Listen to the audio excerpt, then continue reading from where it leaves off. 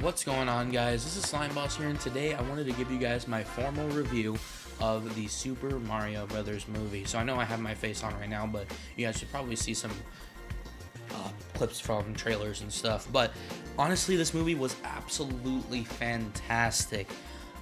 Literally, I had a smile on my face all the way through, but you probably heard that from everybody, but the general consensus is called the general consensus for a reason.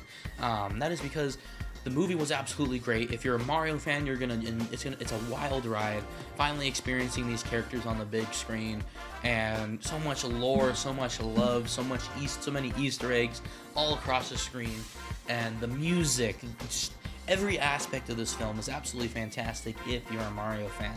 If you're not, you might have a good time because it is a well animated movie. It looks fantastic, but the plot is left to be desired. Of course, it's a Mario movie, so the plot ain't going to be anything crazy. However, the plot had some pacing issues. It's pretty clear that there's a lot of cut scenes from the movie because a lot of the stuff that was in trailers is just non-existent in the movie.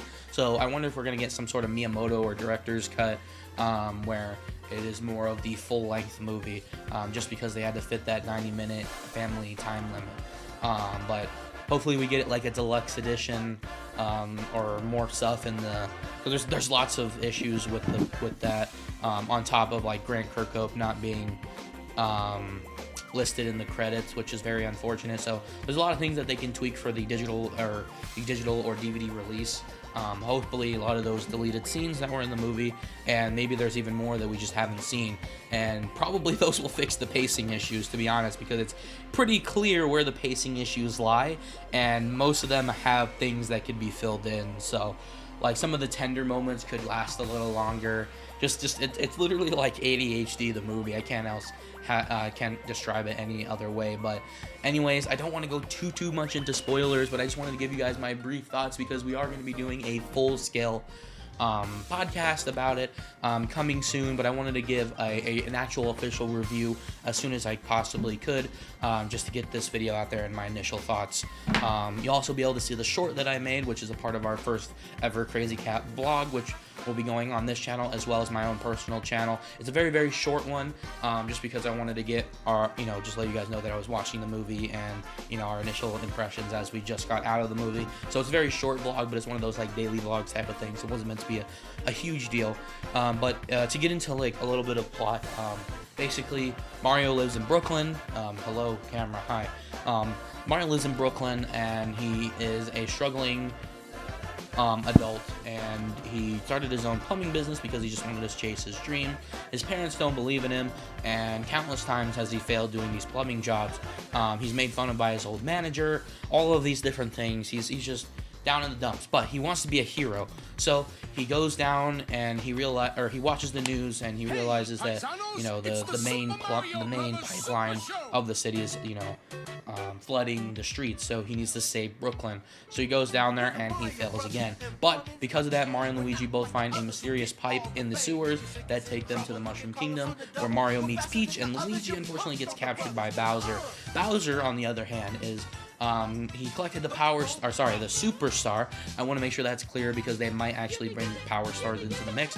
I thought it was a Power Star when we first saw the first trailers, but turns out it's a Super Star. If you don't know the difference, I don't know what to tell you. Power Stars are collectibles, whether Super Stars are power-ups. So how they managed to do all the little things, like how Peach is a badass, and how the power-ups work, and how Donkey Kong fits into this world, because usually you don't really see Donkey Kong in the main series stuff, or sitting next to Bowser in any sort of non-spin-off capacity. So it was very refreshing and very cool to see that. So Peach teams up with Mario, then they end up recruiting Donkey Kong, and then they have a super cool face-off on Rainbow Road, super cool face-off in Mushroom Kingdom, and a super cool face-off in Brooklyn. So it is very wild, a very wild ride. I mean, the pacing is wild, but everything there's just so much eye candy, so much ear candy. It's just absolutely fantastic. I didn't want to go too much in depth, so again, like I said, music is great. The voice acting is also pretty unnoticeable. Like, Chris Pratt did an excellent job with his Brooklyn accent. I know that some people were a little iffy on that. it's pretty non-noticeable. Like, you're like, oh yeah, that's just Mario. I don't understand why people were worried about the whole Italian or the actual Brooklyn accent, because we've heard him do a Brooklyn accent before and no one complained before. And I love the Super Show. I mean, they actually referenced the Super Show in this movie as well. So I don't really know where that came from, but Chris Pratt did a great job. Jack Black, of course, stole the show as we all expected, and that song is still stuck in my head. If you know, you know. Actually, I recommend that you listen to that song. It's online. It's surprisingly, Lyrical Lemonade actually made a video on it. So yeah, movie's fantastic. If you wanted me to rate it as an actual movie, it's probably about a 6 out of 10. But I don't give it too much credit because it's a family movie. But family movies can have good plot. But again, it's the pacing issues aside, it was a great movie. So it's probably about a 6 out of 10 there. But it's a 9 out of 10, if not a 10 out of 10 if you're a Mario fan.